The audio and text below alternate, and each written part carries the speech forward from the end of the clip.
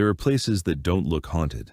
No blood on the walls, no abandoned dolls, no strange symbols carved into the floor. Just a hallway, a parking lot, a quiet street, a room in someone's house. And yet, the moment you step inside, something changes. Your body notices it before your mind can explain it. The air feels heavier.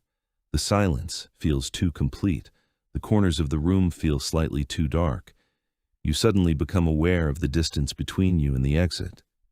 Nothing has happened, but something feels wrong. And maybe the strangest part is this. When you try to explain it to someone else, you sound irrational. I don't know. The place just felt off. That sentence is easy to dismiss, but it may be one of the most honest things a person can say. Because sometimes the human mind knows something is wrong before it knows what is wrong. But what exactly is that feeling? Is it intuition? Is it fear? Is it memory? Is it architecture? Is it pattern recognition? Or is it something deeper? Something about the way we experience reality itself? This is not about proving that certain places are haunted. It is about a more uncomfortable possibility. Maybe some places feel wrong because your brain is detecting a pattern that your conscious mind has not caught up with yet. And maybe sometimes the place is not wrong at all. Maybe you are. Not in a broken way, not in an imaginary way, but in the sense that every place you enter is filtered through everything you have ever seen, feared, remembered, forgotten, and misunderstood. A place is never just a place. It is a negotiation between the outside world and the mind observing it. And when that negotiation fails, you feel it. Think about a normal room. 4 walls, a ceiling, a floor, a window, a door. In theory, nothing about that should feel threatening. But change a few small things and the entire emotional meaning of the room changes. Make the ceiling slightly too low. Make the light slightly too cold. Put the furniture at an angle that feels accidental but not natural. Remove signs of life, but leave signs that someone was recently there. A half-empty glass. A chair pulled away from the table. A television turned off in the middle of the day. A jacket hanging on a door. None of these things are scary by themselves, but together they can create a feeling that the room is waiting. And that may be one of the key ingredients of an eerie place. It does not feel empty. It feels interrupted. Like something was happening before you arrived, like something may continue after you leave, like you have entered the middle of a story, but nobody told you the genre. This is why abandoned malls, empty schools, old hospitals, underground parking garages, and quiet office buildings at night feel so strange. They were designed for people, but the people are gone. The lights are still there. The signs are still there. The chairs are still there. The structure still expects human activity. But the activity has vanished. And when a place still has the shape of human life without the presence of human life, the brain struggles to categorize it. It is not nature. It is not home. It is not fully abandoned. It is not fully alive. It exists in between. That in-between state is what people often call liminal. A liminal space is a threshold, a transition, a place that is usually passed through, not lived in. Hotel corridors, airports at 3 a.m., empty stairwells, school hallways during summer, gas stations in the middle of nowhere, the back rooms of buildings you were never meant to enter. These places feel wrong because they remove context, and humans need context to feel safe. We want to know what a place is for. Who belongs there? What is supposed to happen next? When those answers disappear, the mind begins to fill in the blanks. And the mind is not always kind. But there is another layer. Some places feel wrong because they are almost normal, not completely strange, not obviously dangerous, just slightly misaligned. A room where the proportions feel off, a street where the houses look too similar, a forest where the sound seems strangely muted, a building where every hallway looks like the last one. The fear does not come from chaos. It comes from a pattern that is too close to normal, but not close enough. This is the same emotional territory as the uncanny valley, a human-like face that is not quite human, a voice that sounds almost real, a smile that lasts a second too long, a familiar place that feels like it has been copied from memory, but copied imperfectly. The brain is extremely good at detecting deviations from expectation. Most of the time, this protects us.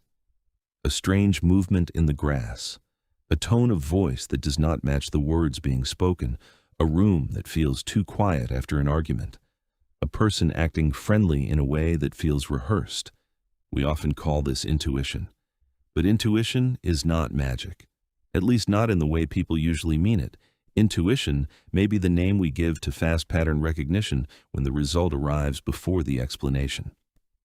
Your brain has processed the lighting, the smell, the sound, the temperature, the layout, the exits, the behavior of people nearby, and thousands of tiny details you never consciously noticed.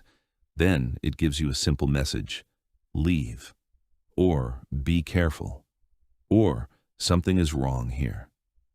The eerie feeling may be your mind compressing 1,000 observations into one emotion: fear without a visible object, a warning without a sentence. But what if the place is not dangerous? What if nothing bad ever happened there? Why can it still feel wrong? This is where the question becomes more philosophical. Because we do not experience places objectively. We experience them through association. A certain smell can turn a normal room into a childhood memory.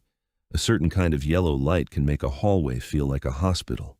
A damp basement can remind the body of something the mind has not thought about in years. Sometimes a place feels wrong, not because of what it is, but because of what it resembles. The mind is constantly comparing the present to the past, and sometimes it finds a match you did not ask for. A room can feel hostile because it shares the geometry of a place where you once felt trapped. A street can feel lonely because it resembles a place you only saw during a bad period of your life. A house can feel uncomfortable because the silence inside it matches the silence before something went wrong. This does not mean the feeling is fake. It means the feeling may be real, even if the explanation is misplaced. The place becomes a screen. Your mind projects onto it. And because the projection happens below awareness, it feels like the emotion is coming from the walls, from the air, from the place itself. But perhaps what you are sensing is not a ghost. Perhaps it is memory without a label. There is also the social dimension. Some places feel wrong because they contain invisible rules. A luxury hotel lobby when you are not a guest. A private neighborhood where every window seems to watch you. A corporate office after everyone has gone home. A church when it is completely empty. A playground at night. Nothing is attacking you. But you feel that your presence needs justification. You feel seen, even when nobody is there. That is an eerie feeling, being watched by a system rather than a person. Architecture can do this: security cameras, long corridors, fluorescent lights, windows that reflect more than they reveal, open spaces with nowhere to hide, closed spaces with too few exits. A place can make you feel judged, not because it has consciousness, but because it was designed around control, visibility, authority, or silence. Some buildings do not need to be haunted. They already know how to make a human body feel small. And then there are places that feel wrong because they create a conflict between what you see and what you expect to feel. A sunny field that feels threatening, a beautiful house that feels cold, a smiling neighborhood that feels artificial, a quiet forest that feels too quiet. This may be the deepest kind of eeriness, when fear appears in a place where fear does not belong. Because then the mind has no script. If a dark alley feels dangerous, that makes sense. If an abandoned hospital feels unsettling, that makes sense. But if a normal suburban street at noon feels wrong, the mind starts searching for hidden causes. And hidden causes are where horror begins. Not because something supernatural must be there, but because the human brain cannot tolerate unexplained emotional signals for long.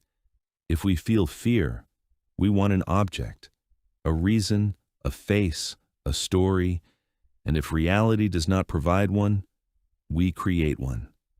That may be why wrong places stay with us, not because we know what happened there, but because we never found out. The feeling remains unfinished, like a sentence cut off halfway through, like a door left slightly open, like a room you walked out of too quickly and still think about years later. So maybe the real question is not, why do some places feel wrong? Maybe the real question is, what does a place have to do to make your mind stop trusting reality? Because that is what the eerie feeling really is, a small collapse of confidence. For a moment, the world no longer explains itself properly. The room is just a room. The hallway is just a hallway. The street is just a street. And yet, your body disagrees. And sometimes the body is wrong. Sometimes it is remembering something that is not there. Sometimes it is reacting to patterns that mean nothing. Sometimes fear is just a false alarm echoing through an old survival system. But sometimes the body notices the angle before the mind sees the shape, and that is the uncomfortable space where all eerie places live, between instinct and imagination, between memory and architecture, between what is actually there and what your mind is preparing you to see. And maybe that is why some places stay with us, not because something happened there, but because something almost felt like it could. So if you have ever been somewhere that felt wrong for no clear reason, a room, a hallway, a road, a house, or any place that made your body react before your mind understood why, leave a comment below. If you enjoy strange theories, eerie psychology, and looking at reality from a different angle, subscribe to Eerie Angle. Because sometimes the most unsettling questions are not about what is hidden in the dark. They are about what we notice before we know we noticed it.